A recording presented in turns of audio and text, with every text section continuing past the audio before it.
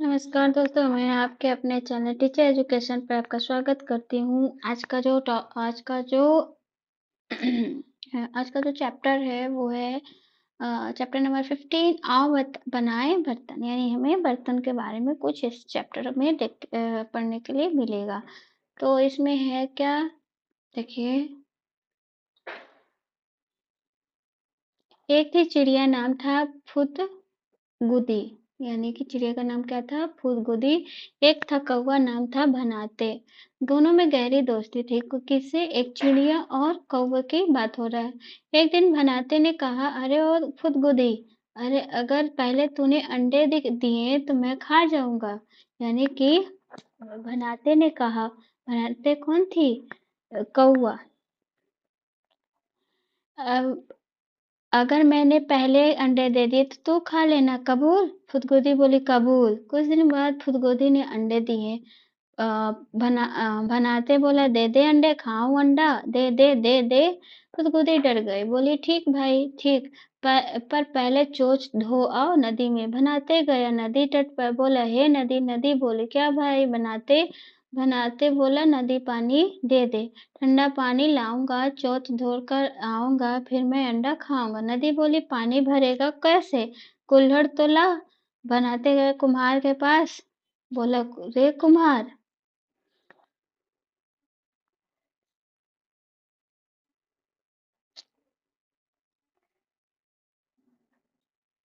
यहाँ पे देखिए कुम्हार क्या कर रहा है, खा रहे ये बर्तन बनाने का काम कर रहा है। कुम्हार क्या भाई? बनाते बनाते बोला, मुझे कुल्हड़ दे दे, कुल्हड़ लेकर आऊंगा, ठंडा पानी लाऊंगा, चोंच धोकर आऊंगा, फिर मैं अंडा खाऊंगा। कुम्हार बोला, कुल्हड़ बने कैसे? पहले ला मिट्टी खदान से। बनाते गए मिट्टी की खदान पर। मिट्टी बोला, ए मिट्टी खदान। मिट्टी खदान बोला, क्या भाई? बनाते बनाते बोला, मिट्टी खदान, मुझे मिट्टी दे दे, मिट्टी लेकर आऊंगा, कुल्हड़ में बनाऊंगा, ठंडा पानी लाऊंगा, चोंच धोकर आऊंगा, फिर मैं अंडा खाऊंगा। मिट्टी खदान बोला, खोदे मिट्टी कैसे? पहले ला खुरपी लोहार से। लोहार बोला, क्या भाई? बनाते बनाते बोला, लोहार, मुझे खुरपी दे दे, खुरपी लेकर आऊंगा, मिट्टी में खुदवाऊंगा, कुल्हड़ में बनाऊंगा, ठंडा पानी लाऊंगा, चोंच धोकर आऊंगा, फिर मैं अंडा खाऊंगा। लोहार बोला, ले ले ले खुरपी प्यार से, पर लाना वापिस याद से। खुरपी लेकर बनाते गया खदान पर, चिकनी मिट्टी खोदी और कुम्हार का दे दी। कुम्हार ने अब यहाँ से सीरियस। खुरपी लेकर बनाते गया खदान पर चिकनी मिट्टी खोदी, कुम्हार को दिया। कुम्हार ने कुल्हड़ बनाया, कौवे ने उसमें पानी भरा, धो ली अपनी चोंच, फिर दौड़ लगाए फुद गुदी के अंडे खाने। इसी बीच गुदी चिड़ैया का अंडा फूट कर चूजा बाहर आ गया था और बच्चा फुर हो गया था। बनाते कौवा पहुंच से बहुत दूर। अन्नपूर्णा सिन्हा द्वारा भोजपुरी में रचित कहानी का हिंदी रूपांतरण। ये आप देखिए, ये याद करने वाली बातें। इस कहानी पर नाटक करने में बच्चों को बहुत मजा आएगा। क्रियाओं का क्रम समझने में सहायता मिलेगी। बच्चों को अपने सृजनात्मक विचारों को बताने का पूरी मौका दें। स्वयं क्रियाकलाप करने के लिए प्रेरित करें। देखिए, ये मोस्ट इम्पोर्टेंट है, ध्यान दीजिएगा। ये जीन पियाजे भी बोलते हैं कि जीन पियाजे वाइगोत्स्की आप में देखोगे तो उसमें कहा गया कि बच्चे को खुद से करने के लिए मौका दे, क्योंकि बच्चा जब खुद से करेगा तो वो ज्यादा से ज्यादा सीखेगा। देखिए, कौवे को कुल्हड़ की जरूरत क्यों पड़ी? क्योंकि उसको पानी से मुंह धोना था, ए सॉरी, मुंह नहीं धोना था, चोंच धोना था। कुल्हड़ बनाने किन किन बातों लोगों से कौवे ने मदद की। कुल्हड़ बनाने के लिए कुम्हार किस किस सामान की जरूरत पड़ी? क्या तुम्हारे घर में मिट्टी के बर्तन हैं? कौन से हैं? अगर तुम्हें कोई चिकनी मिट्टी दे तो तुम क्या कोई बर्तन बना पाओगे? बना लोगे, लेकिन सही से नहीं। मिट्टी का लड्डू, लड्डू से टोकरी। अब यहाँ पे क्या है? चिकनी मिट्टी का गूंथ कर एक बड़ा सा लड्डू बना। इस लड्डू में गड्ढा बनाकर उसे कटोरी जैसा रूप दो। अपनी कटोरी को सुखाओ व सजाओ, इसमें अपने मन का चीजें रखो। यानी कि ऐसे करके बचपन में हम लोग बहुत खेला करते थे। मिट्टी, गीली मिट्टी ले लिया करते थे, इसके बाद ऐसे करते थे, उसके बाद सुखा देते थे। तो सुखाने के बाद में गीला नहीं, कुछ भी आप रख सकते हो। मिट्टी का सांप, सांप का बर्तन।